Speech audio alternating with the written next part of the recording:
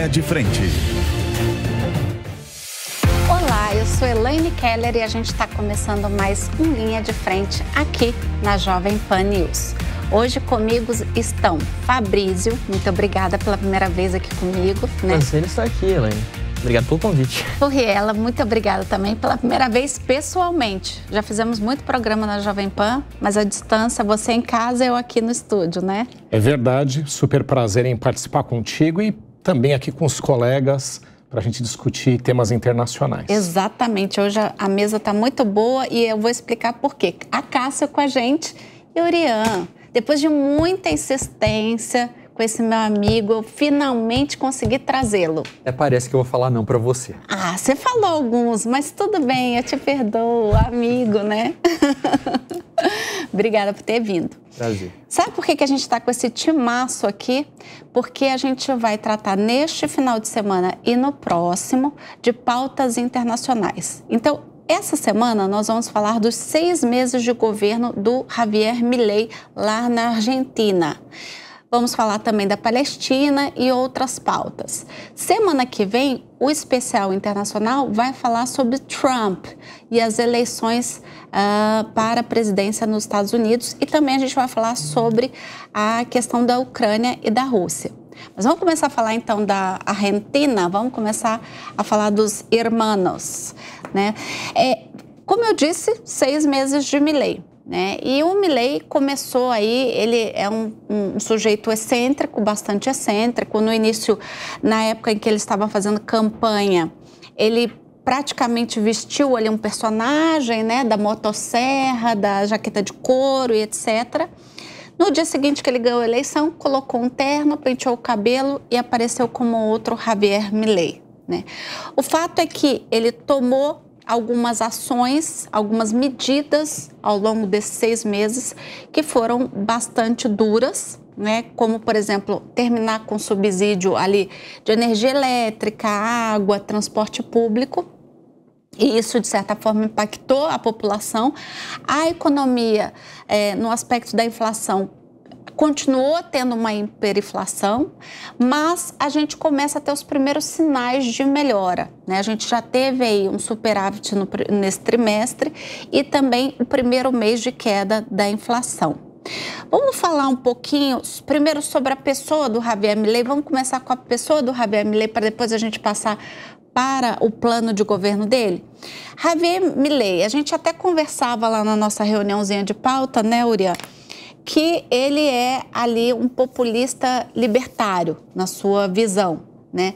Por conta justamente de ter essa questão aí de trazer durante a sua campanha, né, no momento em que ainda era candidato, a questão de quebrar aí alguns elos de uma economia que já vem sofrendo muito, né? São 40 anos de democracia na Argentina, mas muitos anos de hiperinflação, economia ruim. A Argentina, para quem não sabe, está nos assistindo, pessoal, a Argentina já foi o país mais rico da América Latina no início da década passada, né? E aí, quando você tem a quebra da Bolsa nos Estados Unidos, em 1929, começa a decadência da economia argentina, que já se arrasta por 100 anos, né? Então, e ninguém, seja governo de esquerda, de direita, ninguém está conseguindo terminar esses sobressaltos. E aí vem Milei, um outsider, como a gente costuma dizer, né? Um cara que não era da política e traz ali ideias de acabar ali, enfraquecer instituições, fazer algumas mudanças muito radicais que você muito bem pontuou na nossa reunião como um populista libertário. Então, eu queria que você já começasse falando um pouquinho sobre a figura do Milei.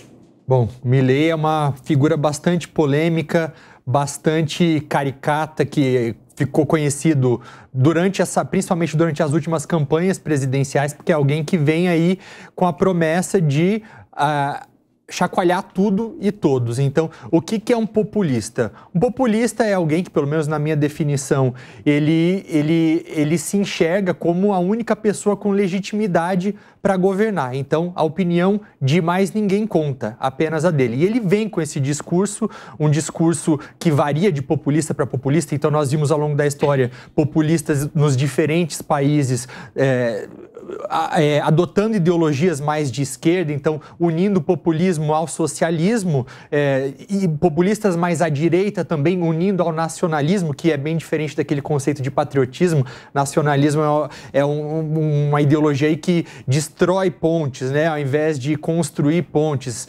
Então, o Milei, ele chega com uma união de populismo com um anarcocapitalismo, um libertarianismo, um discurso no qual a elite, sempre para o populismo, existe uma elite a ser combatida. Então, para um populista de esquerda, por exemplo, são os grandes empresários, ou o grande capital, ou os Estados Unidos. Para o Milei, era a casta política, era quem ele coloca como alvo. Então, ele se elege com base nisso, pegando carona numa insatisfação popular com a situação do país, e com certeza é algo que dá pra gente entender, essa insatisfação que existia na Argentina, que, se eu tiver que falar, ainda existe, só que a população tá meio que dando uma chance ainda, grande parte está comprando a ideia de que aquilo que ele prometeu ainda vai chegar. Não chegou ainda, pelo contrário, você falava, Elaine, desses resultados positivos que estão acontecendo nesse trimestre de superávit, mas o custo social disso é algo que é muito alto. Então, a população passando fome, a população com dificuldade, com muita inflação ainda, mas pelas promessas de que tudo isso vai mudar em algum momento. Então, só para eu concluir aqui essa apresentação em relação ao populismo, por que a gente coloca isso como algo negativo? Porque populistas ao redor do mundo, ou seja, pessoas com essas mesmas características, têm mostrado ao longo da história que uma vez que elas chegam no poder, elas não querem mais largar o osso. Então, esse mesmo estudo aí que eu estava falando agora, ele foi feito em 46 governos de 33 países e mostrou que os populistas ficam no poder em média 2 vezes mais tempo e que para isso tem 4 vezes mais propensão em mudar as regras democráticas, mudar muitas vezes a Constituição para ficar lá e nunca mais sair. Então, é isso que preocupa. Qual é a sua imagem, que estereótipo você faz do Milei? Elaine, acho que Uri foi muito bem quando definiu o Milei como um populista, mas eu acrescentaria algumas coisas. Primeiro, o populista, no final das contas, ele parte do populismo e escolhe uma ideologia que naquele momento melhor se adeque aos seus objetivos políticos. E o Milei, surfando uma onda que foi surfada no Brasil pelo Bolsonaro, que foi surfada nos Estados Unidos pelo Trump, que foi utilizada pelo Zelensky em determinado momento para que ele fosse eleito na Ucrânia, ele surfou essa mesma onda, ele fez uso do mesmo discurso, ele fez uso da mesma narrativa e, principalmente, ele fez uso dos mesmos exageros que esses fizeram para que, aproveitando de uma excepcionalidade, de uma crise enfrentada dentro daquele país, para que ele pudesse ascender no poder. Então, no final das contas, como qualquer outro populista, ele quer o poder pelo poder. E as medidas que ele vem aplicando, no final das contas, elas surtem efeitos imediatos, mas elas acabam, de alguma forma, achatando ainda mais uma classe menos favorecida na Argentina e, mais do que isso, ele tem, no final das contas, um projeto de poder e não necessariamente um projeto de país. Resta saber qual Argentina nós teremos ao final de tudo isso. Porrela, você concorda que é um projeto de poder? Bom, eu acho que ainda é um pouco cedo, né, para a gente entender um pouco que tipo de populismo está sendo construído, né? Mas aí um pouco do que falou o Acácio e o Iran, eu acho que tem umas coisas bem interessantes aqui. Veja só que é uma questão internacional, né? Então, a Argentina também se envolveu nisso, a Acácio falou de outros países, então a gente tem um fenômeno que leva esses governantes ao poder, utilizando-se de características extremadas e ninguém mais do que o Milei trouxe isso, né? Então ele usou várias questões, apresentou-se de uma forma durante a campanha muito exótica, né? A gente tem uma lista até para falar, desde falar com cachorros mortos até outras situações, né? Consultar a mãe de santo de cachorro, exatamente, né? que eu não conhecia, aliás, essa é uma novidade. Mas eu acho que tem algumas características bem interessantes. Que era um projeto para levá-lo a ser eleito, era. Então, você pega um país com classe política extremamente desgastada. A Argentina, ela tem isso na América Latina em dos seus piores momentos, mais do que em outros países, onde você tinha uma esquerda que estava governando e não teve sucesso na gestão, e uma direita que também não tinha o que apresentar, um centro-direita, e ele chegando ali de uma forma exótica, onde a população quis mostrar que queria uma mudança por completo. Então, acho que naquele momento, ele teve sucesso nisso. Já perto da campanha para ser eleito, eu acho que veio um pouquinho mais do que isso. Eu acho que vieram propostas específicas de como ele pretende conduzir a economia, e aí é bem gozado, porque ele bebeu bastante nas propostas do Macri, que o Macri não aprovou quando foi presidente. Tanto é que ele trouxe grande parte da equipe do Macri para compor a sua gestão econômica. Então, aí depois vem algo de concreto que eu concordo com a Cássio, que a gente tem que observar. O que você tem agora? Propostas que ele colocou, apresentou, principalmente econômicas, né? Deu até um apelido para a forma como apresentou as propostas, né? Um grande ônibus, algo do tipo, né? Também tudo muito exótico até aí, mas se você pegar as propostas, elas são sólidas. Elas mostram um lado neoliberal, vai muito no que você também falou. Então aí agora a gente tem que ver se ele vai ter sucesso na implementação dessas medidas ou se, na verdade, ele foi alguém que construiu uma candidatura que levou a ser eleito, mas que propriamente na hora de executar o projeto não havia. Então, eu acho que agora essas votações, ele até cancelou algumas reuniões internacionais para acompanhar uma votação importante no Senado. Então, ver se essas medidas que ele apresentou vão ser aprovadas. Se forem, vamos ver o resultado econômico. Então, acho que está um pouco nisso. E também concordo com uma outra situação de que uma população tão desgastada, com a classe política empobrecida, num país que tem um passado tão rico como você mencionou, agora também dá um pouco de chance para quem está no poder, para ver se a partir de alguém extremado vem algum tipo de encaminhamento para um país onde soluções moderadas aos olhos do eleitor não trouxeram resultado prático, né? Mas eu acho que um compasso de espera de ver os resultados do que ele vai aprovar, eu acho que a gente vai ter uma ideia um pouquinho melhor se ele tem ou não um projeto, tanto de conduzir o país, quanto de continuar ou não no poder. Fabrício, fechando aqui a nossa primeira pergunta aqui, o primeiro debate, como é que você enxerga a figura de Javier Milei? O Milei, ele é o retrato de uma população que está desesperada, né, Elaine? Há muito tempo. Outro dia eu me deparei com uma capa da revista Time de 10 de julho de 1989. Na capa estava o Carlos Menem, ex-presidente da Argentina, e a manchete era: esse homem pode salvar a Argentina? 1989 não foi ontem, já faz algum tempo. Então é um país que há muito tempo, muitas décadas, atravessa crises econômicas, crises políticas, sociais e, como você bem destacou, muda governo de esquerda, de direita, de centro, mesmo o governo militar que veio antes ainda na década de 70, e não se resolve o problema do país. Abre espaço justamente para isso que o professor Furriela falou, um presidente com uma figura mais extremista, com ideias mais radicais para tentar resolver algo que se arrasta há muito tempo. Quando você está ali desesperado, diz o ditado, né? Para quem está se afogando, o jacaré é tronco.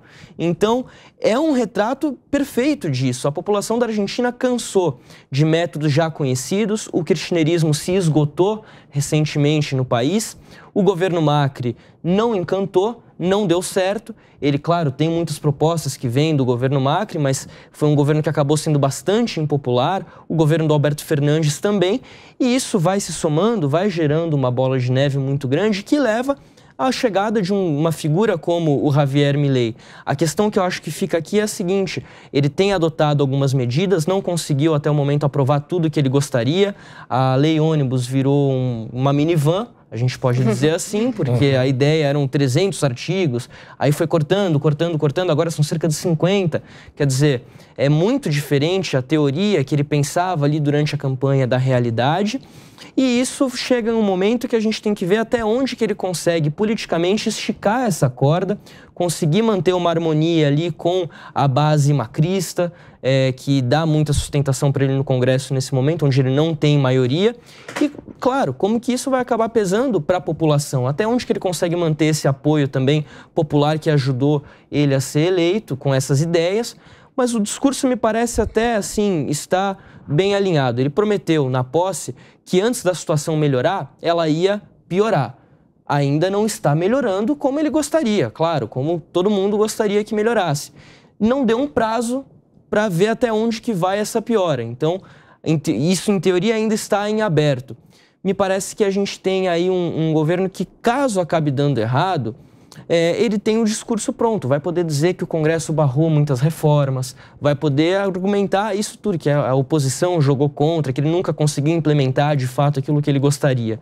Mas acho que essa questão, juntando a população que está completamente desesperada na Argentina e a questão da corda, tu vê até onde que estica, até onde que ele consegue manter esse apoio, é a grande chave para o futuro do Milei político na Argentina.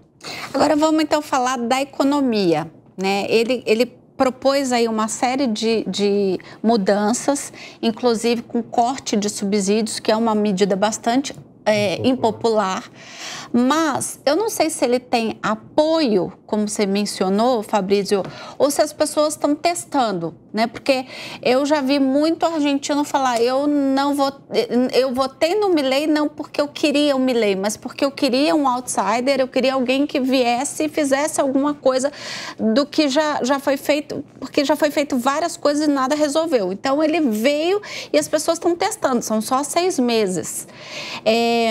E as mudanças são muito fortes e muito impopulares, né? Vocês acham que essa forma dele executar, né? O Urian até falava para mim, eu acho que ele fez de forma muito rápida, ele podia ter feito isso mais paulatinamente. Mas a Argentina ia sobreviver? O que vocês acham desse pacote econômico? Eu queria agora uma análise do pacote econômico, fiquem à vontade aí para quem quiser começar, porque agora vamos bater um papo aqui mais abertamente. Eu gostaria de só fazer algumas colocações, acho que de momento também é curioso, né? Eu acho que na política da América Latina, principalmente, acho que é um pouquinho diferente de outras regiões. Tem aquele primeiro momento onde você tem que colocar o que é mais difícil, né? O Acácio entende mais do que todos nós disso, que está diretamente na política. Mas, de qualquer forma, eu acho que essas mais impopulares, elas têm que ir no início. E como tanto lá quanto aqui... Aproveitar a famosa lua de mel, né? Exato. 100 dias, né? Os 100 dias além de ter lua os 100 de mel. dias, tem uma característica lá e aqui, né, nesse aspecto. Lá o sistema político é um pouquinho diferente. Você tem eleições realizadas em meio de mandato, até mesmo parlamentares, é um pouquinho diferente. Mas as eleições pressionam os políticos. Então, como logo mais virão novos processos eleitorais e esses dependerão para a segunda metade do mandato dele, tudo que é mais impopular vai no começo, acho que é um pouco disso.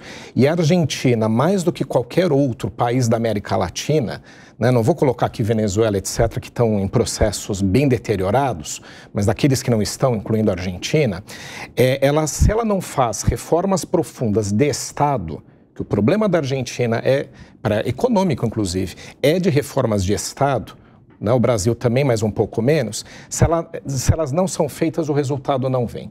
Então, por que eu falei muito do governo Macri? O Macri tentou aprovar muitas medidas. Nunca se soube que resultados teriam, porque ele não conseguiu aprovar quase nenhuma delas.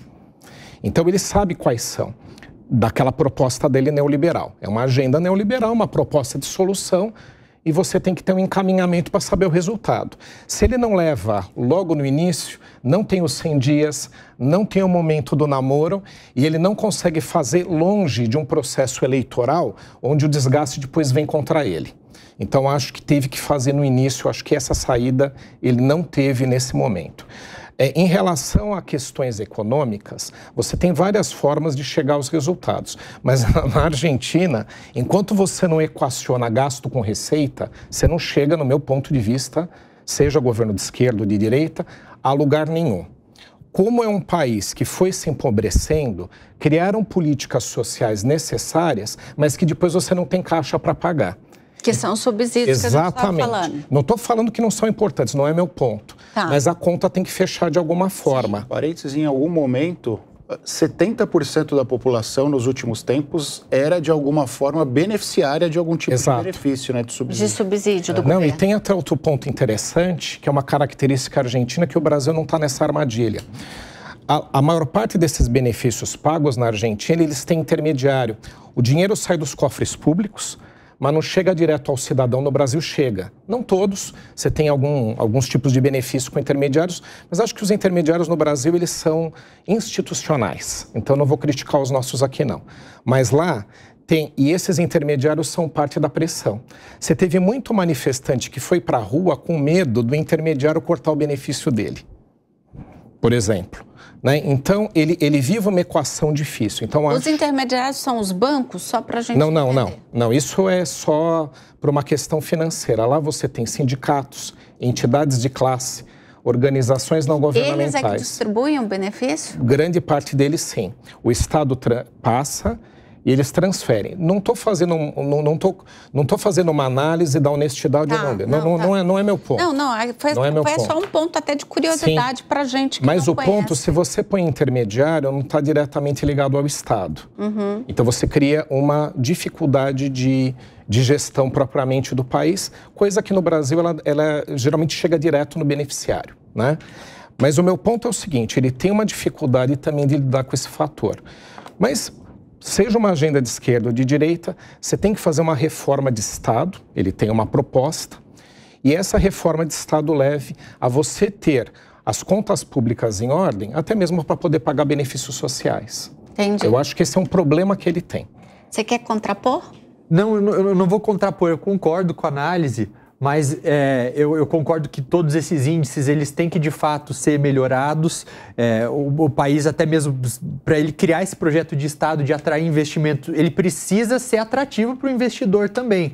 Mas, ao mesmo tempo, me incomoda a rapidez com que isso é feito, porque é um país que era conhecido, né, como o país dos ricos. E hoje você tem quase 60% da população abaixo da linha da pobreza. Então, a gente não pode esquecer, por mais que pareça idealista, né, um discurso desse, mas a política existe para cuidar das pessoas. Sim. Então, a cautela, talvez, a velocidade de implementação disso tudo, talvez pudesse ter sido feita de uma maneira mais cuidadosa, porque a fome não espera. Então, isso é só que eu acho, a minha grande crítica é isso, não é sequer em relação àquelas medidas mais polêmicas que até não foram testadas, como, por exemplo, vamos dolarizar toda a economia do país. Não é nem em relação a isso, é mais em relação a você querer mostrar um resultado rápido para mostrar que você estava certo, porque, ok, pode até ser que no fim das contas o objetivo final seja melhorar a vida das pessoas, pode ser, mas cautela, para que o preço a ser pago não seja, que o remédio não seja mais forte, não mate mais que a doença. Sim, até porque além de cortar o subsídio, ele também corta os gastos do governo, que quando a gente estuda economia, a gente sabe que o governo, quando gasta principalmente com obras, ele gera ali emprego, ele gera renda, né? Uma forma do Estado participar da economia. E aí ele cortou tudo isso, quer dizer, ele apertou muito forte o freio para parar essa máquina. E pode, de fato, gerar mais pobreza do que a gente já tem, né? E muitos necessários, como, por exemplo, o corte daquele número enorme de funcionários públicos. Isso faz sentido. Você enxugar um Estado tão inchado quanto era a Argentina faz sentido. Agora, nem tudo justifica quando você tem uma população tão grande, uma parcela tão grande pagando o preço. Me preocupa esse aspecto econômico, porque quando a gente olha para o Milei, você disse no começo, inclusive, Elaine, que ele foi eleito, no dia seguinte ele vestiu o terno. Mas mesmo usando esse terno, ele ainda não se afastou do Milei performático, do Milei candidato, e ele usa isso na economia. Ele tem vendido muito nos últimos tempos que a economia argentina está em superávit, o que não era uma realidade. Mas a que preço? A que custo, especialmente, vou pegar um ponto do Urian, a que custo social isso está acontecendo? Porque há um superávit, porque diversos dos benefícios foram cortados. Mas isso acaba empurrando uma parcela grande da população para uma linha de pobreza, para uma linha de miséria ainda maior. E quando a gente pondera para resgatar essas pessoas, vai sair mais caro do que aquilo que estava sendo aplicado.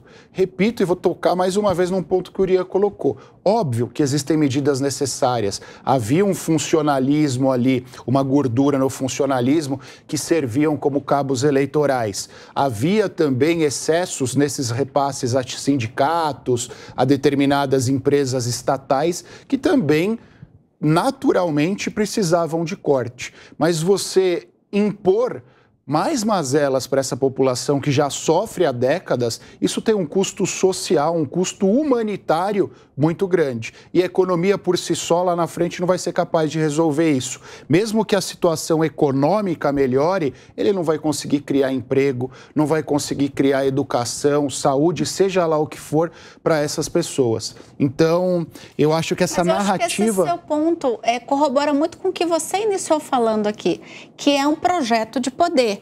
Essa coisa de não sair o candidato depois da pessoa que assume o cargo é muito de quem tem essa figura do populismo. É que eu acho que no caso dele, mais do que populismo, é óbvio que é populismo, mas é um pouco de desculpa. Ele foi eleito um sujeito peculiar e exótico a pretexto de combater o peronismo. E todas essas medidas, especialmente os subsídios, ele coloca na conta do peronismo. Então ele faz a maldade usando o adversário. Por isso que eu acho que ele não desceu do palanque. Todos os erros ele põe na conta do peronismo, todos os acertos ele põe na própria conta. Então ele mantém essa briga política, essa chama política acesa, algo que a gente vive no Brasil, tem vivido no Brasil nos últimos anos. Que os Estados Unidos vivem com Trump e Biden. Eu posso amarrar, antes de passar para o Fabrício, que eu quero ouvir também a opinião dele, mas eu queria amarrar isso que você está falando agora, Cássio, com algo que também é muito importante nessa relação de é populista ou não é populista. Porque eu acho que um sinal muito claro que a gente tem que ter, principalmente aqui no Brasil, que a gente já passou por isso, é olhar e não subestimar as personalidades com quem essas figuras mantêm relações. Então, qual foi uma das primeiras figuras que o Milei tentou aí estender a mão logo depois de ter sido eleito? Benjamin Netanyahu, Jair Bolsonaro, Donald Trump, Viktor Orbán. São pessoas que, quando a gente olha individualmente para cada um deles, todos, de alguma maneira ou outra, seja de dentro para fora das instituições, eles tentaram se agarrar ao poder. Seja o Trump com a invasão do Capitólio, seja o Bolsonaro com o que ele fez em Brasília também atacando o sistema eleitoral. No caso do Orbán, também ali transformando a Hungria numa democracia iliberal, a primeira da União Europeia.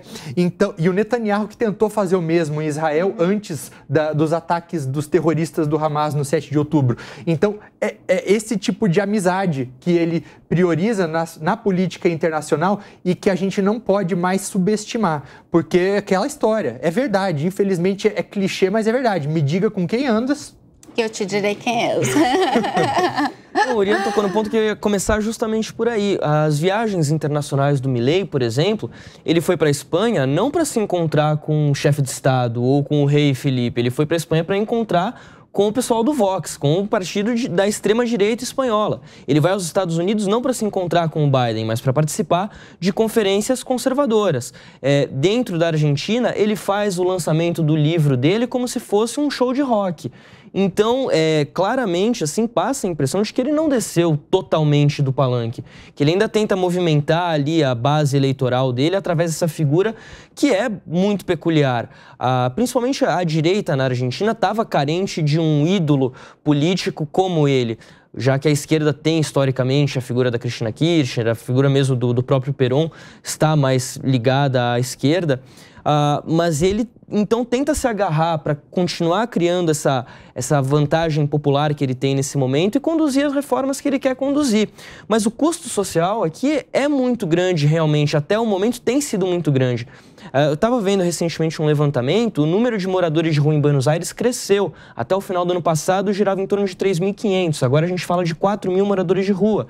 Fenômeno que está acontecendo também em Rosário, em Córdoba, cidades grandes na Argentina. A pobreza está aumentando, o Urian falou quase 60%, 55%, 25 milhões de pessoas na pobreza é muita gente. E são números que estão crescendo. Claro que ele joga isso na conta dos anos do Alberto Fernandes, do kirchnerismo, do peronismo, historicamente, mas há de se admitir que há já uma parcela de responsabilidade desse atual governo por conta da velocidade que ele decidiu conduzir essas reformas. Um Estado que estava tão aparelhado da forma que estava, com tantos subsídios, a economia tão gerida pelo Estado, não pode abandonar rapidamente esse modelo de gestão econômica justamente por conta disso, por conta do social. Parece um clichê, mas é isso. O povo não come PIB, o povo come comida, né? E precisa da comida no prato, precisa da renda. É difícil você fazer esse desmame, vamos dizer assim. É necessário, claro que é. Não dá para pensar numa Argentina revigorada, numa Argentina reconstruída econômica e socialmente, sem passar por esse processo. Mas a velocidade chega a ser até um pouco preocupante, porque o custo é justamente esse, aumentando o número de moradores de rua, a atividade econômica cai, a inflação segue subindo, né? A gente está falando aqui dos resultados do último mês que foram divulgados pelo INDEC, mas não é que a inflação caiu 8%, é que ela só aumentou, entre aspas, 8,8%. Quer dizer, ela segue aumentando. Menos do que estava aumentando antes, mas segue aumentando. Ela desacelerou. Ela não caiu, exatamente. Ela desacelerou. Queria só completar aqui, eu acho que eu concordo com todo mundo, o custo social gigante, mas você tem medidas que eles não utilizaram lá e que a gente viu em outros lugares do mundo, quando você tem que fazer uma reforma extrema, né? Lá, como eu repito, a caso de América Latina e Argentina é um caso único de uma dependência enorme do cidadão em relação a um Estado que não tem recursos para dar esse retorno que foi oferecido nos últimos anos. Mas fazer a reforma é necessária, mas tem que pensar no social, como a gente sabe. Mas em todos os planos econômicos bem-sucedidos, você tem uma medida que chama rede de proteção social. Então, o que o governo faz? Olha, eu vou ter que tomar medidas muito difíceis, mas eu estou alocando aqui tais e quais recursos para a gente oferecer um mínimo para a população. Tem essa questão de moradores de rua, tem a questão de pessoas que não estão conseguindo se alimentar corretamente, isso está sendo, em larga escala, está acontecendo na Argentina. Então, não quero dizer em forma nenhuma que eu estou concordando com o que está acontecendo socialmente. Mas nesses planos você tem que ter a rede de proteção social. E a gente teve aqui no Brasil, quando teve o Plano Real, super bem sucedido. Sim. Ele eliminou um problema hiperinflacionário que quem é mais novo não tem ideia do que era. Subirem os preços 2 ou 3 vezes por dia. Sim. Era assim que a gente estava aqui, né? E deteriorando a sociedade. Mas tiveram alguns planos anteriores que foram, de certa medida, preparando o terreno, o caminho para a gente chegar no Plano Real. Claro, o Plano Real é indiscutível como um sucesso. Mas você teve ali, tinha os fiscais do preço, né? Que a gente... Do Sarney, 1986, exatamente. Fevereiro de 86. Pois é, você tem ali uma série de medidas que vão ali, de certa forma, preparando o ambiente. Mas o meu ponto, só para completar o seguinte... Isso não tem na Argentina. Exato. Me parece que tem na Argentina. Não tem. Então, só para pegar o real, só para a gente falar do mais bem-sucedido que a gente vive ele até o momento. Teve medidas anteriores que favoreceram, mas lá falaram, não, a gente vai alocar tantos recursos, podem pesquisar, rede de proteção social. Então, a gente vai ter um mínimo para atender necessidades mais urgentes da população, até que os benefícios venham e vieram. Né? Depois a gente teve uma melhoria na sociedade, né?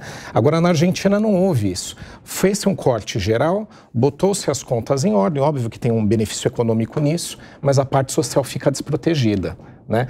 Então há excessos, vamos cuidar dos excessos. Agora o mínimo não é excesso, né? Acho que é o ponto de todo mundo aqui. O mínimo é você alocar, tenho aqui um orçamento, a gente vai cuidar do mínimo numa transição até que os resultados venham. Isso não teve no Milei, não tem. Vamos passar agora para a questão da política externa do Milei, porque você citou muito bem, ele se aproximou dos seus pares internacionais, né, de quem tem ali um estereótipo ou uma ideologia muito próxima dele, mas a gente percebe que ele, no primeiro momento, atacou muito o Brasil por conta justamente da gente ter um presidente de uma ideologia adversa dele, mas agora ele está meio que dependendo do Brasil. O Brasil socorreu a Argentina com a questão da energia por conta do frio que se aproxima lá é bem mais forte o frio, etc. Será que uma boa relação internacional não seria um caminho? Porque não dá também para comparar a economia do Brasil, que temos aí um país de dimensões continentais, com uma agricultura muito forte, ainda que a gente tenha passado por momentos difíceis, o Brasil é um país muito forte, né? Que para você ter uma crise aqui, precisa muita coisa, é como um avião, para cair precisa muitos erros juntos para ele desabar, porque ele é feito para não cair. E o Brasil é isso. A Argentina já é um país menor e de uma economia muito mais frágil perto da nossa. Será que ele não está errando em não fazer uma política mais expansionista? No meio de todo esse exibicionismo ideológico que a gente vê constantemente em figuras como o Milei, eu consigo enxergar um pouquinho de pragmatismo em alguns aspectos. Então, para citar até envolvendo o Brasil, ele tem enviado a Diana Mondino, que é ministra de Relações Exteriores da Argentina, para tentar construir uma ponte que ele mesmo destruiu enquanto candidato e depois de ter sido eleito. Uma prova disso é que ela tem sido uma figura presente em Brasília para discutir algo que é muito importante, que eu vejo como uma proposta positivíssima do governo brasileiro, que é aquele projeto que a Simone Tebet está levando adiante de rotas para a integração da América do Sul. Então, existe uma disposição do governo argentino de fazer isso acontecer. Ele não pode vir a público falar...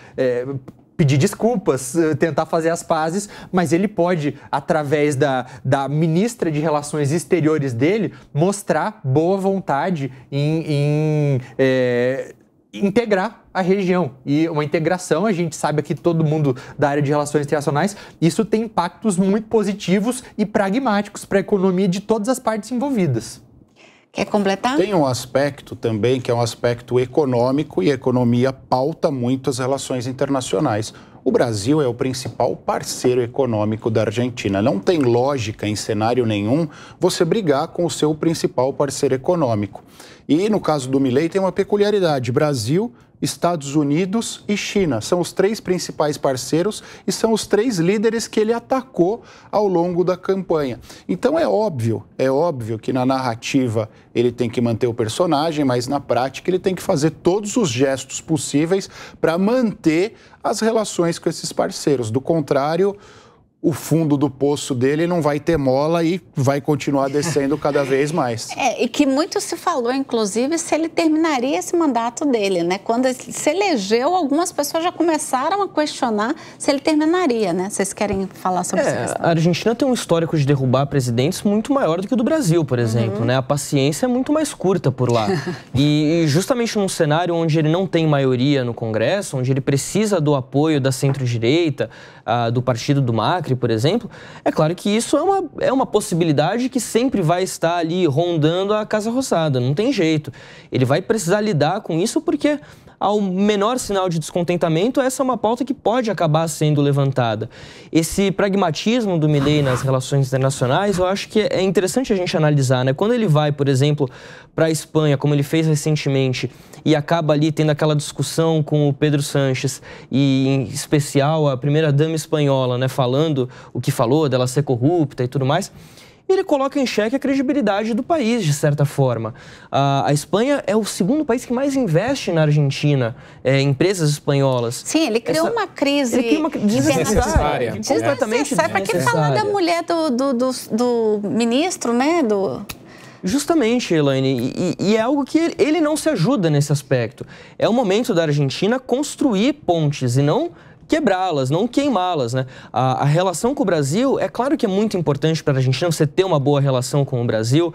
Eles podem beneficiar de diversos aspectos econômicos, seja por questão de taxação, importação e exportação de produtos, mas também da infraestrutura. O Brasil, se a gente for parar para pensar em exportação, a gente está privilegiado aqui na nossa região por estar mais próximo da Europa, por exemplo. Na hora de fazer uma exportação por navio, é muito mais barato você mandar um navio para o Nordeste brasileiro com carga do que você mandar para Buenos Aires, que é muito mais longe, você vai gastar muito mais. Não é o momento da Argentina estar, então, tentando romper relações, comprar brigas com outros chefes de Estado. É o momento de você ampliar as relações. O Milei precisa cair na real em relação a isso, porque ele não se ajuda. A discussão agora com a Espanha foi muito grave. Chamar o embaixador espanhol de volta... ele não corrige, né? Ele não tem aquela humildade de, putz, eu extrapolei, né? Mas é muito comum, eu acho que líder populista é isso. Tomei um vinho espanhol e me excedi, preciso falar que eu não estava bem. A bem da verdade, o governo espanhol também nunca poupou críticas contra o Milei. É verdade. A gente precisa ser sincero em relação a isso, nunca poupou críticas. Mas a Espanha tem esse poder de barganha nesse momento, o Milei não tem. A margem de manobra dele, econômica, política, é muito menor. Não, então, e o ataque dele também foi muito direto, mais né? contundente. Muito... Exato.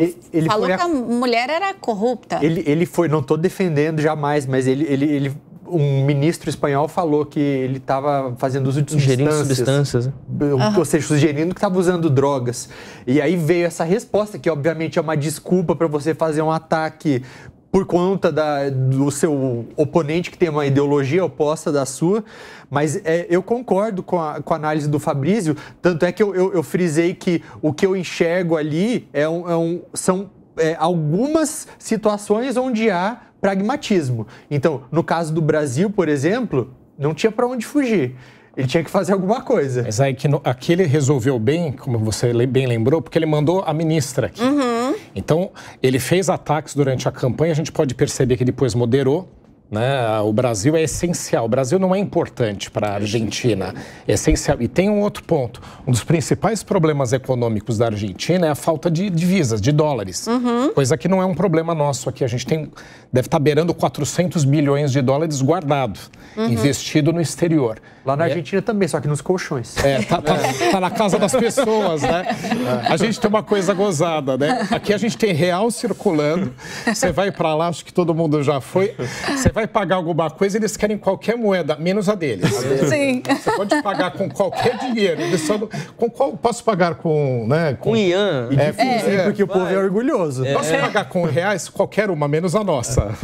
Mas tem um ponto bem nessa interessante. História, para arrematar, que aí também perfil dos líderes. O Fabrício bem disse, o Pedro Sanches não precisa dar de ombros, não precisa ceder nessa confusão, porque no final das contas a Argentina precisa dele. E o Lula no Brasil, ele tem esse viés, essa vontade de ser um líder da América Latina, da América do Sul, e para que isso aconteça, ele não pode brigar, por pior que seja o seu vizinho, ele não pode brigar com o vizinho. Então ele também tem um grau de admissibilidade maior. Cintura, exato. né? Até complementando a questão do pragmatismo político-diplomático dele, o embaixador argentino no Brasil, quando começou o mandato do Milei, foi o Daniel Scioli, que já era o embaixador antes, e o Daniel Scioli, importante a gente lembrar, foi candidato da esquerda nas eleições que ele acabou perdendo para o Macri. Ou seja, ele decidiu manter um embaixador, uma figura diplomática aqui que era, de certa forma, alinhado ideologicamente com o governo brasileiro. A bem da verdade, esse embaixador saiu em janeiro, mas está no governo ainda, como secretário de Esportes e Turismo, se não me falha a memória. Então, pelo menos na relação com o Brasil, que é extremamente importante para a Argentina, eles não podem de maneira alguma descartar essa relação, bem como a gente também não pode, há de certa forma ainda um pragmatismo. Poderia ser maior, acho que seria até mais benéfico para a Argentina nesse momento se fosse um pragmatismo ainda maior, mas há um pequeno, mas há. Só para a gente, então, fechar a pauta da Argentina, vocês acham que Milei termina esse mandato... Primeiro, ele termina o mandato e termina de uma maneira melhor do que ele pegou? A Argentina vai terminar de uma maneira melhor? E eu digo sobre todos os pontos de vista, social, econômico, ou uma dessas arestas, uma dessas bolinhas vai ter que cair para a outra se manter. Econômico, eu acredito que vai depender da paciência da população que está pagando o preço por esses resultados positivos que estão vindo. E em relação a ele terminar o mandato, eu acho que algo que vai ser crucial para a gente saber são as eleições de meio de mandato, né? Sim. Então, como que vai estar o apoio dele, né? Ele precisa agradar também, achar uma maneira milagrosa de agradar a população para que ela acredite nele e vote nos candidatos que ele apoiar também para essa eleição que vai ter. Daqui 2 anos. Um ano. Deve ser já no que vem. Então, eu acho que vai depender do resultado dessas eleições, principalmente. E já vai ser um termômetro. Sim. Tá. Eu acho que é difícil a gente analisar isso de forma lógica, porque a economia depende de inúmeros fatores, não só da vontade dele. A questão política também, e o Fabrício bem disse, o argentino ele é mais ansioso, mais afoito que o brasileiro, e numa situação como essa ainda mais, porque envolve não só ideologia, envolve necessidade.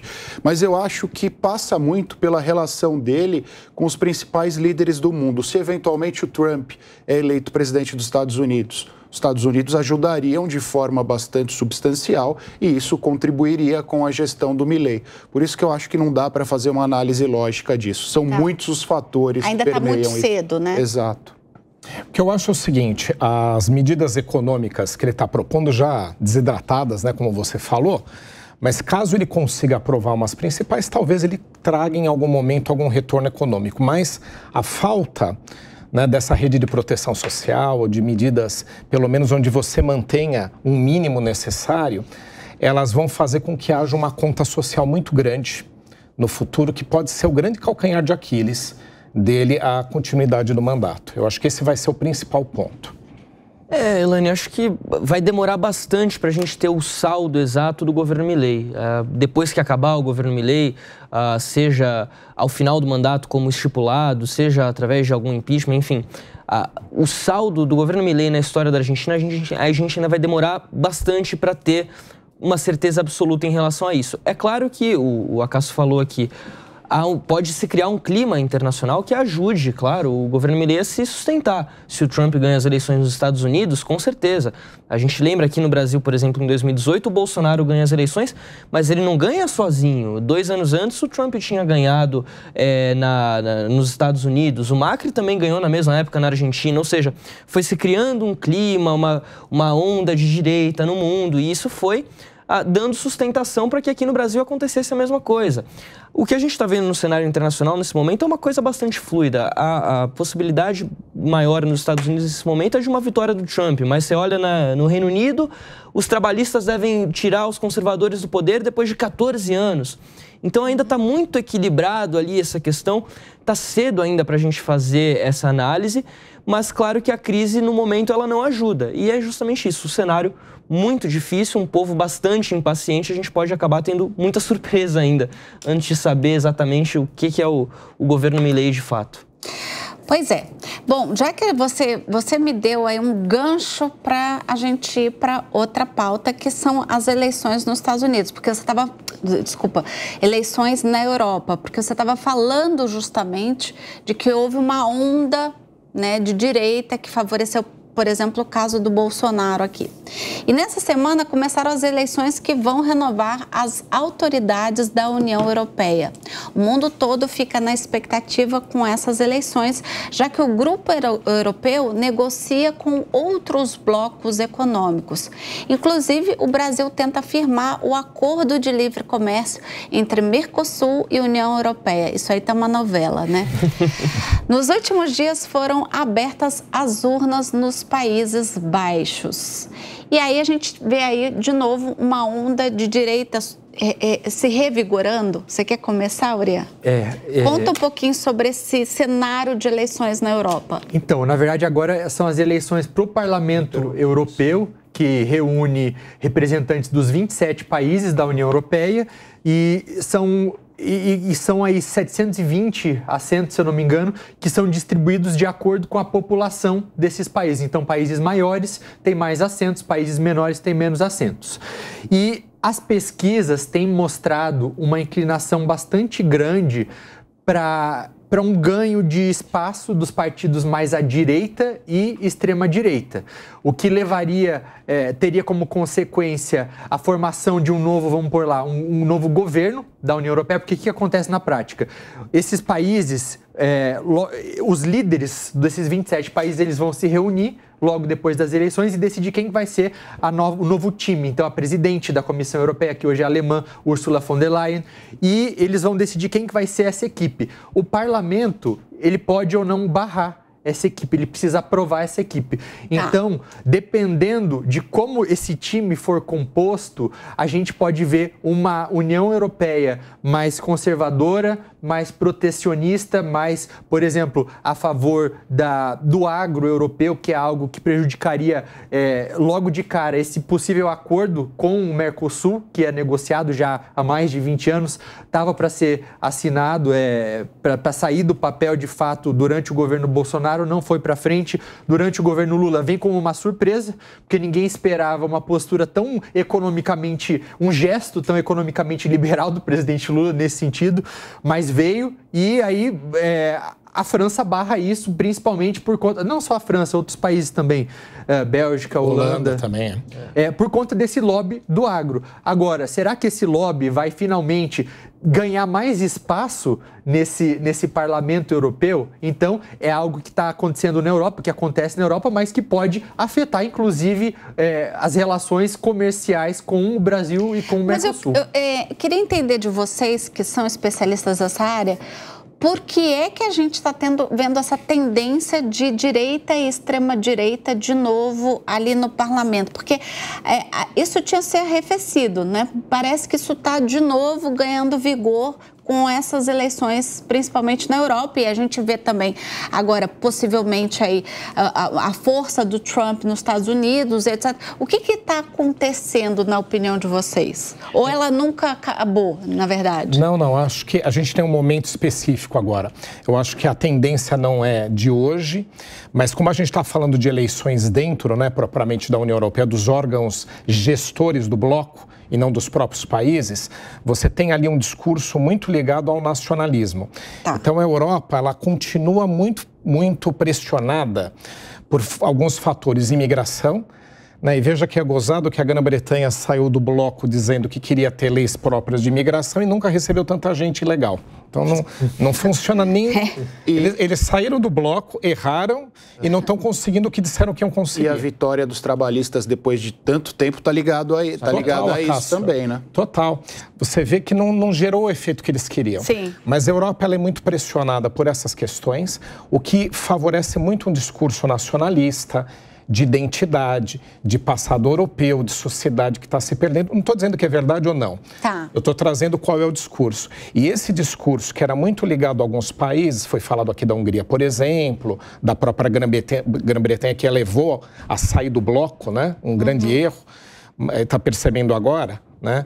Mas você tem uma questão que é engraçado, que foi para dentro do Parlamento Europeu, para um órgão gestor que não necessariamente cuida diretamente dessas questões, mas eu acho que ele é um reflexo muito mais direto do momento da sociedade. E como a direita trouxe esse discurso, que às vezes já foi da esquerda no passado também, né? Isso varia de momento, mas atualmente a direita puxou esse discurso, a direita conseguiu mais vitória. Eu vejo que o momento é um pouco relacionado a isso. Elaine, se a gente olhar individualmente para os países europeus, há um esgotamento notório de políticos e práticas mais tradicionais.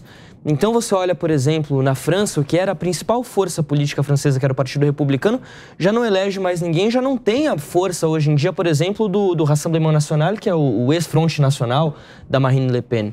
Já não é mais o grande representante da direita na França. A gente vê outros partidos ligados mais a uma ala extremista, individualmente em cada um desses países, também ganhando cada vez mais voz. A Holanda elegeu agora um partido mais ligado também à extrema-direita. Vai assumir o poder em breve. O Vox na Espanha, como a gente estava falando da visita do Milei por lá, o Chega em Portugal. Então, a gente tem visto uma série de resultados regionais, a própria Giorgia Meloni também na Itália, né, ligada muito a esse movimento, essa corrente, porque há um esgotamento de um modelo de poder, um modelo de conduzir as políticas locais que não dão o resultado esperado. E aí abre espaço para justamente algo mais extremado. Quando a gente olha a imigração, o controle político na Europa foi mantido pelos mesmos partidos por muito tempo e a imigração tem crescido.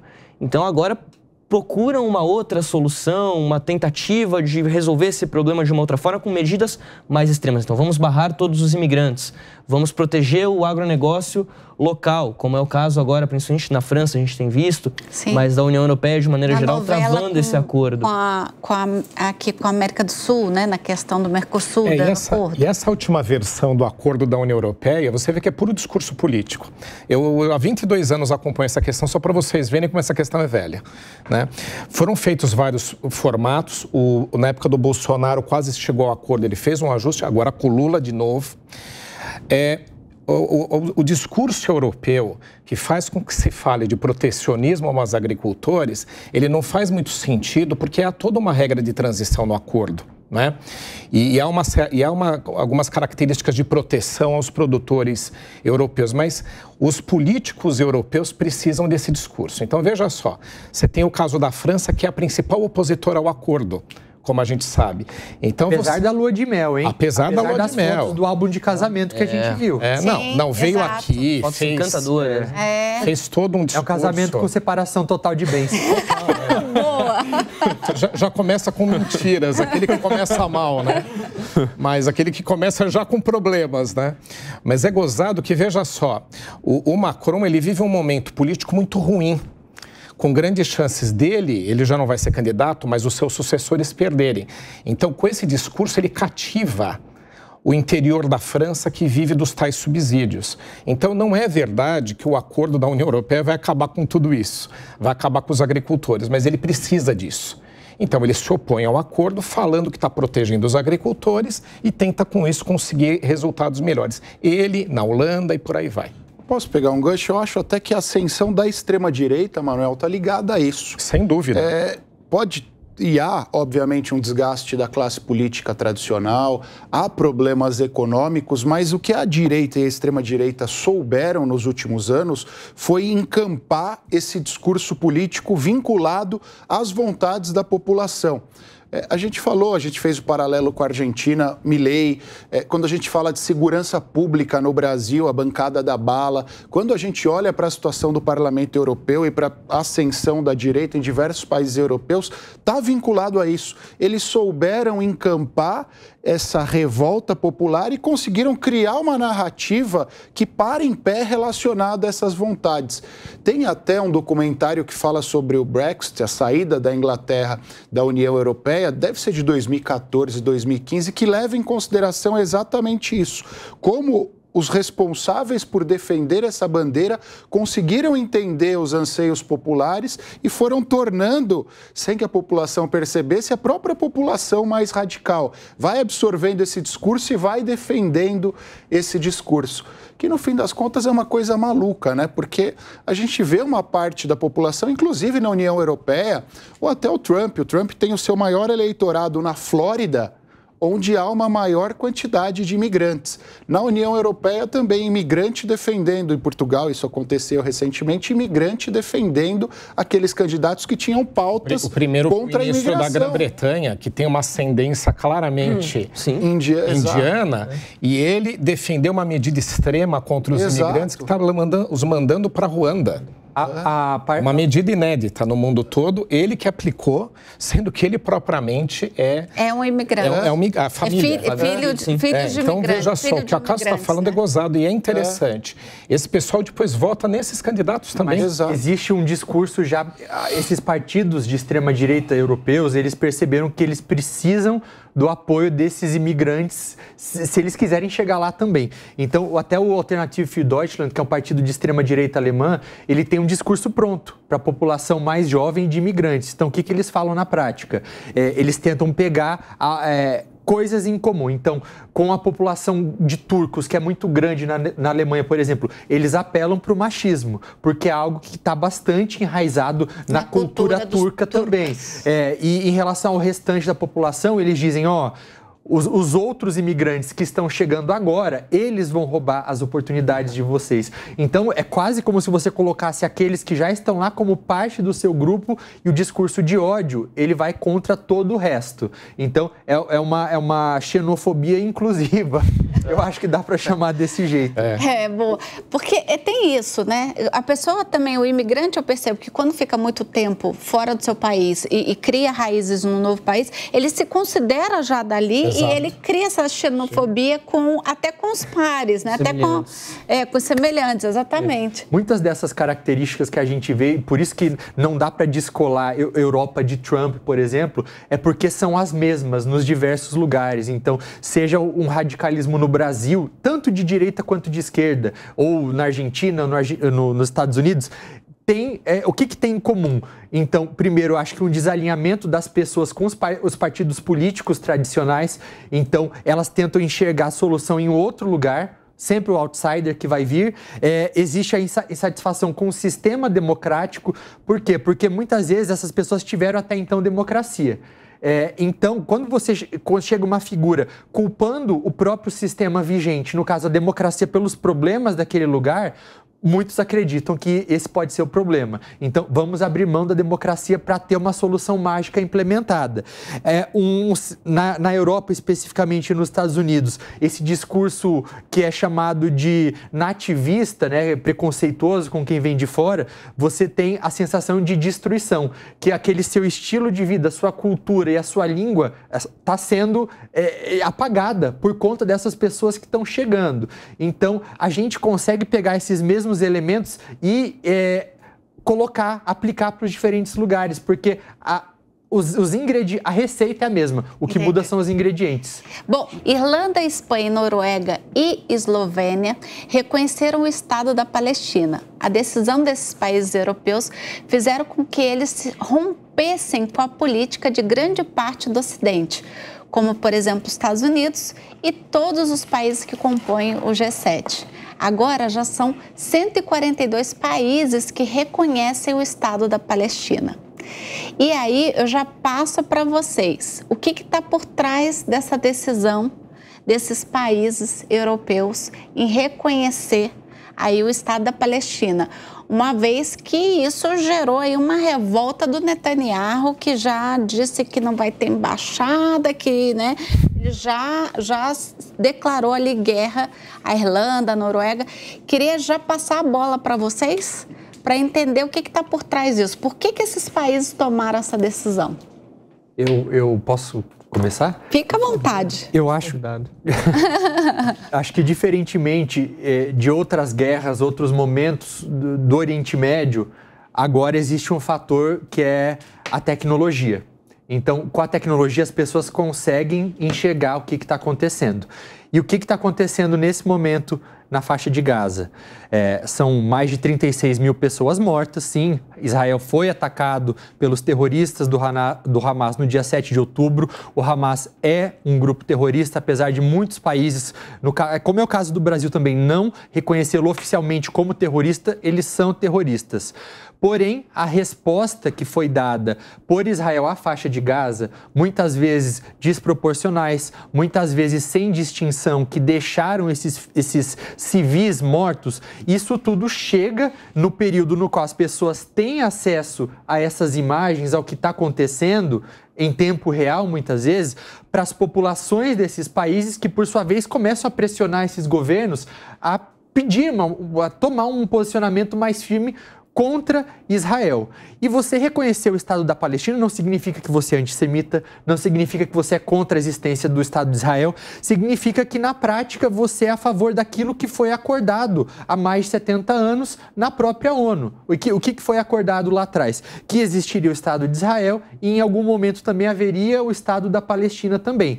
Então, lembrando, existem agora nessa região mais de 5 milhões de palestinos e, de acordo com dados do próprio IDF de Israel, que é as forças de defesa de Israel, 30 mil membros do Hamas. De acordo com um pronunciamento do Joe Biden há alguns dias também, o que acontece?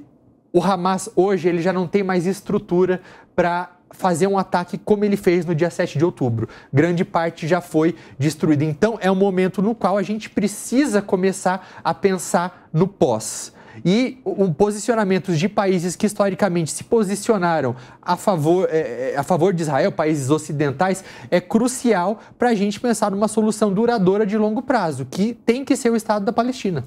Alguns analistas consideraram que essa podia ser uma tentativa de um cessar-fogo, mas não veio muito tardio, não, porque como posicionou o Oriã, já não tem hoje você já não tem ali uma artilharia por parte do Hamas para continuar a guerra. É que o cessar-fogo vem quando Israel quer, né? Infelizmente é isso. Ele analisando que agora é conveniente, ele faz. Então, o que acontece, né? Primeiro, em relação a Estado de Israel e palestinos. Óbvio que os palestinos têm direito ao seu Estado, é indiscutível.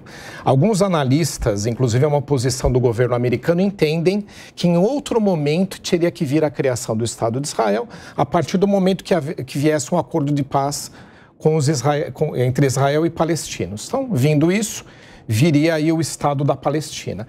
Israel está com um posicionamento do governo atual dizendo que os palestinos não têm que ter Estado, né? A gente acompanhou isso, não faz nenhum sentido. Mas esses outros países que recentemente, esses outros estados que decidiram apoiar ou reconhecer os palestinos como tendo um Estado, eles estão querendo dar uma resposta ao momento em que Israel está de desgaste no conflito, né? Então, eu acho que esse é o ponto. E o que você tem nesse conflito? Um primeiro momento onde Israel tem, pelo direito internacional, tinha o direito de responder, ele foi atacado por um grupo terrorista.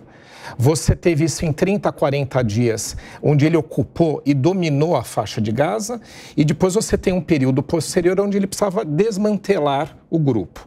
Então, até aí eu acho que todo mundo pode concordar, a maior parte das pessoas, que era direito de Israel isso. O problema é que está se prolongando.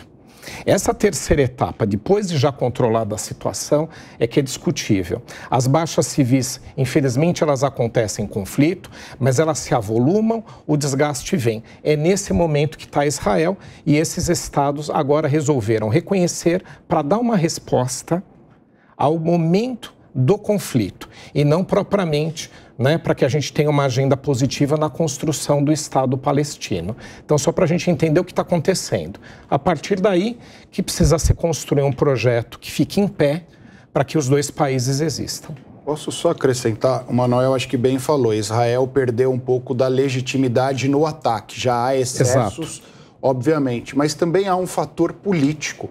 O Bibi, o Netanyahu, ele vem perdendo, já estava antes do conflito, ele havia perdido parte da sua legitimidade interna e esse desgaste interno e esses excessos na faixa de Gaza também fizeram com que ele perdesse legitimidade fora. E essa fragilidade do líder israelense faz com que os outros países se sintam confortáveis ou na obrigação de tomar uma atitude nesse sentido. Então, acho que a situação do Netanyahu não é das mais fáceis e muito provavelmente, quando a situação estiver mais calma na região, ele deixará de ser o líder israelense e essa é uma demonstração que ninguém mais aguenta tudo isso. A Espanha, a Irlanda, essa decisão que veio recentemente de reconhecer o Estado palestino me parece muito uma tentativa de correr atrás de um prejuízo de um problema que foi abandonado pela comunidade internacional, principalmente aqui no Ocidente. Há uma defasagem na questão de resolver a chamada solução dos dois estados, né? O Urian destacou. Isso vem ali, tem mais de 70 anos, a decisão da ONU de você ter dois estados, um Estado de Israel e um Estado palestino, coexistindo de maneira os dois independentes, soberanas, autônomas, com Jerusalém ali como uma cidade internacional, capital dos dois estados.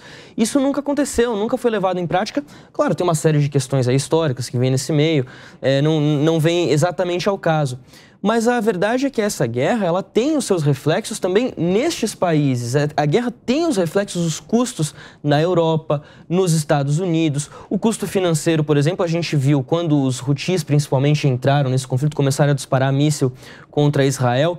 como isso altera, por exemplo, o tráfego marítimo ali na região do Mar Vermelho. Qual é o custo que isso leva para aumentar, por exemplo, combustível na Europa, combustível nos Estados Unidos, uma série de produtos que passam por aquela região e tem que deixar de passar por ali. Então a gente está falando de financeiro, mas a gente está falando de político, por exemplo, quando a gente para pensar que nos Estados Unidos o Biden está tendo que equilibrar os pratos para ver como que ele vai lidar com a insatisfação do eleitor democrata que cobra uma postura mais assertiva dele contra Israel, mas ao mesmo tempo aquele eleitor americano mais tradicional é mais pró-Israel mesmo. Então como é que ele vai equilibrar isso tudo? Há uma série de fatores que acabam resvalando nesses outros países que forçam que uma atitude mais definitiva seja tomada. E me parece muito claro que não há uma saída para esse conflito que não seja justamente essa solução dos dois estados. E justamente por conta do seguinte, quando você tiver, em definitivo, um Estado palestino democrático, soberano, independente, fica muito mais fácil você romper uma cadeia de comando que envolve ali grupos terroristas como o Hamas.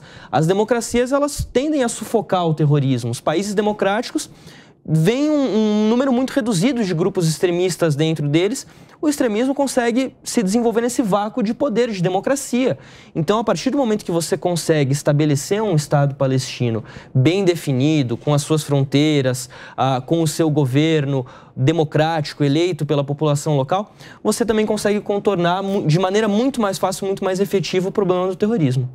Agora, essa questão desses países como a Espanha, a Irlanda, irem contra aí as grandes potências econômicas, né, que é os Estados Unidos ali, o G7, isso não vai ter nenhum problema para eles? Quer dizer, isso não vai impactar na relação internacional deles? Eu acredito que são poucos os países que têm mostrado tanto bom senso na política externa quanto a Espanha. Por que eu falo isso? Porque a gente vê agora grande parte dos países do Ocidente, países europeus, condenando a Rússia, defendendo aquele mandado de prisão do Tribunal Penal Internacional contra o Vladimir Putin, mas ao mesmo tempo grande parte desses países tem a oposição oposta em relação a Israel. Por quê? Porque tanto a Rússia quanto Israel, de acordo com os dados que a gente tem, não são dados da minha cabeça, são dados de organizações internacionais, têm cometido crime de guerra.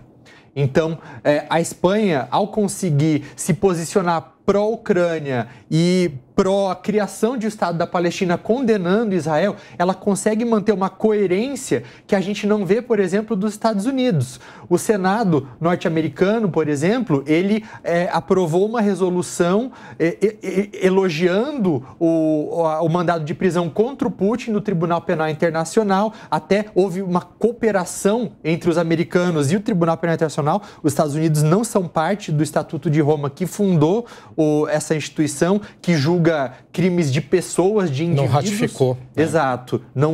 Ele não faz parte. São 124 países.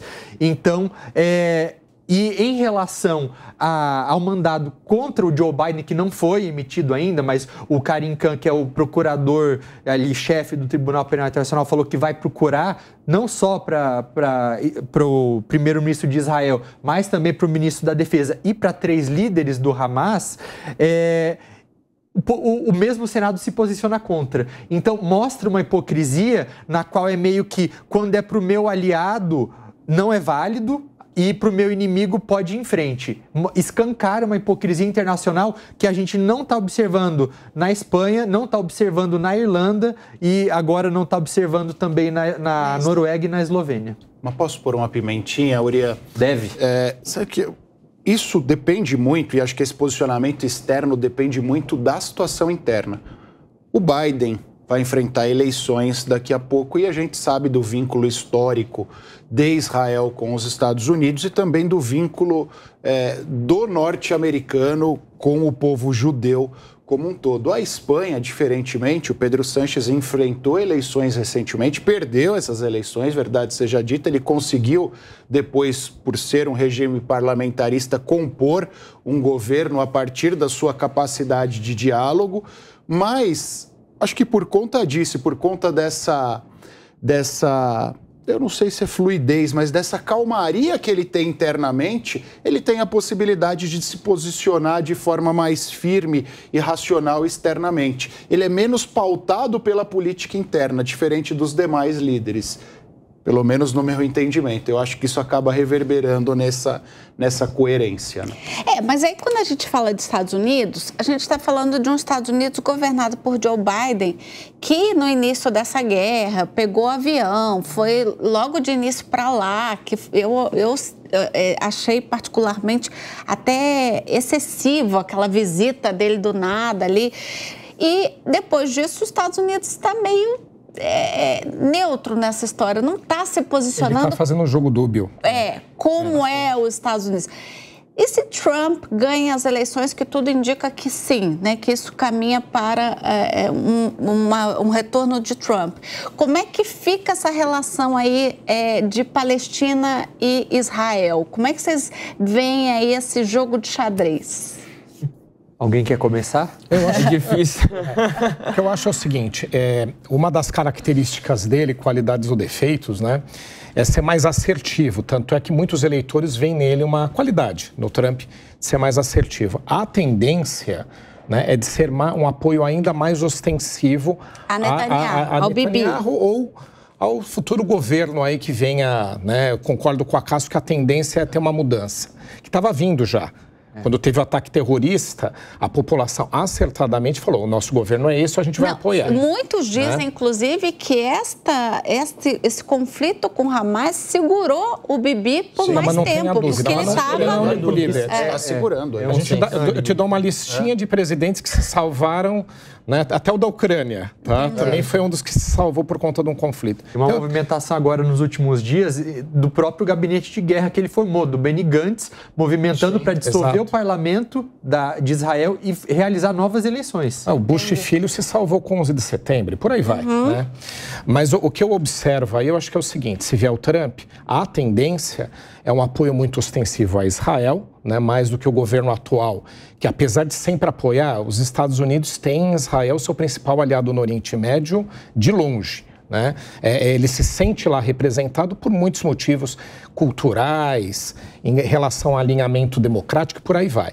Mas você tem algumas críticas. Joe Biden já acha que o conflito já deveria ter se encerrado, ser apaziguado, o acordo vindo. A gente tem acompanhado aí. Então tem esse posicionamento. Mas Trump, eu acho que vai ser mais assertivo. Mas dentro da assertividade dele, pode vir alguma boa surpresa. Qual que eu estou querendo trazer? Vamos agora conversar para efetivamente falar com os palestinos para o estado deles. Pode vir isso, né? Mas vai vir um posicionamento mais forte em relação a Israel. Posso discordar? Pode ser até meio maluco o que eu vou falar, mas eu acho que nesta situação em específico, o Trump serviria até como conciliador, como um pacifista. É o que eu estou dizendo, ali. Pode vir o Estado palestino. Eu acho bem maluco sabe mesmo. Porque há esse vínculo com Israel. Eu concordo com a Cássio. Mas se a gente for olhar, esse conflito, e os conflitos ali no Oriente Médio são proxy wars, são guerras por procuração. Hoje, a Síria e o Irã recebem muito da Rússia e indiretamente da China. E o Trump, no final das contas, tinha um melhor diálogo com o Putin do que tem o Biden. Então, essa capacidade, essa proximidade poderia servir para a gente chegar a uma solução. Até com a Coreia do Norte ele conversou. Eu tenho minhas dúvidas, viu, Cássio? Porque eu lembro que em 2020 o Trump apresentou uma proposta de paz ali para a região. E não foi aceita pelos palestinos, do lado palestino, justamente por uma conta de território, que era muito menor do que o esperado. Vai ser interessante ver um potencial governo Trump o nível de envolvimento que ele vai querer ter com essa situação, porque a gente olha para o que foi o primeiro governo dele, e é a postura do Trump historicamente, de ser mais isolacionista, de achar que os Estados Unidos não têm esse papel de ser a patrulha do mundo, como historicamente sempre foi. Vai ser interessante a gente olhar isso, como que isso vai acabar se desenvolvendo. Eu tenho minhas dúvidas se ele vai tomar uma atitude mais assertiva. Acredito que, de certa forma, até falando do Trump pessoalmente, sim, porque ele tem uma característica bem empresarial, que é dele, né? De não gostar que mexam com o bolso, se mexer diretamente com as finanças dos Estados Unidos, por exemplo, a chance dele querer tomar uma atitude mais assertiva pode ser realmente maior. Mas será que isso vai agradar todo mundo? É que é a questão. Eu acho esse exercício muito difícil de fazer, então a gente sempre tem que levantar as possibilidades, né? Quais são elas? Eu acredito que existe essa, sim, dele adotar uma postura isolacionista, mas ao mesmo tempo existe a possibilidade de o Irã está ali, nessa região. Então, o Irã não tem uma boa relação com o Donald Trump. O Donald Trump ele tem uma certa mágoa pessoal do Benjamin Netanyahu, porque ele não colaborou naquele momento para assassinar o Qassem Soleimani, que era uma grande figura lá da Guarda Revolucionária Islâmica. Então, o Trump fez isso sozinho, o Netanyahu não fez parte, existe ali um desafeto por conta disso. O Donald Trump também ajudou a isolar mais o Irã internacionalmente, porque falava que aquele acordo não funcionava, que não iria impedir o Irã de desenvolver seu programa nuclear. Então, por outro lado, estar próximo de Israel na região é uma maneira de você ter um aliado forte para ajudar a conter o Irã por lá. Mas, por outro lado, também a gente tem que lembrar que o Donald Trump é o presidente que tentou lá, mudou a embaixada dos Estados Unidos para Jerusalém para mostrar um apoio quase que incondicional a Israel. Então, qual vai ser a ação dele? Eu acho que é surpresa. Pois é, e aí, essa coisa, só para a gente encerrar então essa pauta também, queria ouvir de vocês, porque assim, uma coisa é reconhecer o Estado da Palestina. Isso aí, ok. Mas quem é que vai ajudar a reconstruir o Estado da Palestina? Porque ela acabou, você tem um Estado que não tem nada hoje. Já era uma região empobrecida e a faixa de Gaza, agora em especial, né, foi extremamente destruída, até porque, como você tem nesse tipo de conflito uma característica difusa, né, o Israel não estava enfrentando tropas constituídas, né, estava enfrentando um grupo constituído, um grupo terrorista para alguns, também concordo com essa acepção, que é o Hamas, mas que ele se espalha dentro, né, das cidades ali na faixa de Gaza. Então, a destruição é completa. Então, há uma necessidade de reestruturação. A gestão de Joe Biden, querendo colaborar, pelo menos foi o que disse, com esse tipo de pacificação, se propôs a compor um fundo internacional de reconstrução, né? Que eu acho que talvez venha um pouco por aí. E o teu ponto é importante porque não passa nenhum processo de pacificação por ali sem agora uma reconstrução. Porque aquela população empobrecida, enfraquecida, é fértil, é solo fértil para grupos extremistas, que é muito do que a gente está discutindo aqui. Quer falar, Fabrício? Elaine, é difícil a gente também pensar o que vai poder ser o futuro administrativo ali da região da Palestina, porque tem uma série de questões aqui a serem analisadas. O Hamas hoje ele sabe que ele fica de fora de um futuro governo palestino. Isso já foi destacado, a gente até trouxe, inclusive, essa semana no Jornal da Manhã, em relação a isso, que vai ter reuniões com o Fatah para tentar uma reconciliação, para tentar resolver essa rixa histórica aí de já algumas décadas entre os dois, mas sabem que a comunidade internacional não vai reconhecer um futuro governo palestino, da autoridade palestina, com membros do Hamas, com componentes do Hamas. Então, de alguma maneira, isso vai precisar ser acordado. O que acontece é que o Fatah, que em teoria administra ali partes da Cisjordânia, ele está ultrapassado, não tem novas lideranças. O Mahmoud Abbas, a gente lembra bem, ele tem 88 anos. Até quando que ele vai ficar à frente ainda mais? Eles não governam nem a Cisjordânia inteira. Pois é, não governam nem a Cisjordânia inteira. E a gente está falando aqui de um verdadeiro abacaxi, né? Então, até quando que ele vai querer ficar segurando esse abacaxi nas suas mãos? Vai ser algo muito complicado da gente entender o que vai poder sair dali. Porque é necessária uma nova liderança, mas eu acredito fielmente nisso, que a possibilidade de você delimitar um Estado com as fronteiras, com a soberania, com a independência necessária, vai possibilitar o surgimento de novas lideranças. Isso faz parte da democracia. Da maneira que está atualmente, fica realmente difícil você encontrar uma possível saída política com novas pessoas compondo um governo democrático, porque o cenário atual é de devastação. Então você precisa ter uma reconstrução, e eu acho que essa reconstrução seja tanto de questão de infraestrutura, como de realizar essa solução dos dois estados. E uma reconstrução política vai passar justamente por isso. Esse é o caminho para que surjam novos nomes e que surja um futuro político para a Palestina. Acácio, reconstrução, como é que você enxerga isso aí? essa Eu questão? acho que, primeiro, há necessidade de uma reconstrução política de todos os canais de diálogo possíveis. E a partir disso, a partir do momento em que há uma consonância de ideias, o resto é consequência. Mas eu confesso a você que eu não vejo de forma otimista. Eu acho que, muito por conta do que a gente disse, para Israel, para o líder israelense, é importante a manutenção do conflito, então ele vai manter esse conflito até onde lhe seja interessante. Conveniente, para ele manter ali o poder. No final, a gente falou muito aqui de figuras que têm uma estratégia de poder, não é isso? Eu vejo também que a gente tem que levantar possibilidades. Não vejo nada acontecendo sem o apoio dos países árabes, dos países da região, então eles vão estar presentes. Acho que vai ter um papel muito forte, principalmente daqueles países do Golfo ali, então talvez a Arábia Saudita, Emirados Árabes, no momento no qual eles estão tentando se reposicionar internacionalmente. O Egito também continua neutro e deve permanecer assim, né? Mas por estar muito próximo, precisa da colaboração também, né? Ele precisa estar de acordo com tudo isso. O que a gente já viu, sem dúvida, é que você destruir um grupo, na prática, você não destrói as ideias daquele grupo.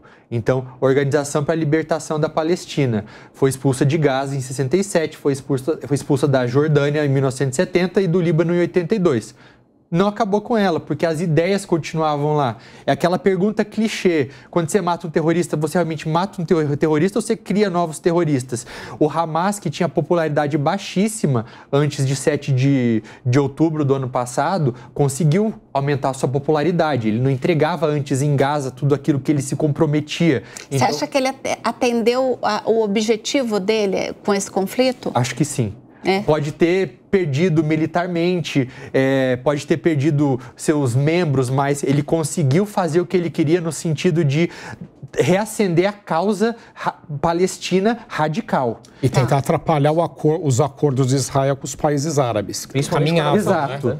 Porque é um momento único, né? Como a Arábia Saudita, Emirados Árabes Unidos, eles vivem uma nova agenda, porque eles sabem que o futuro do petróleo é finito, então vai acabar.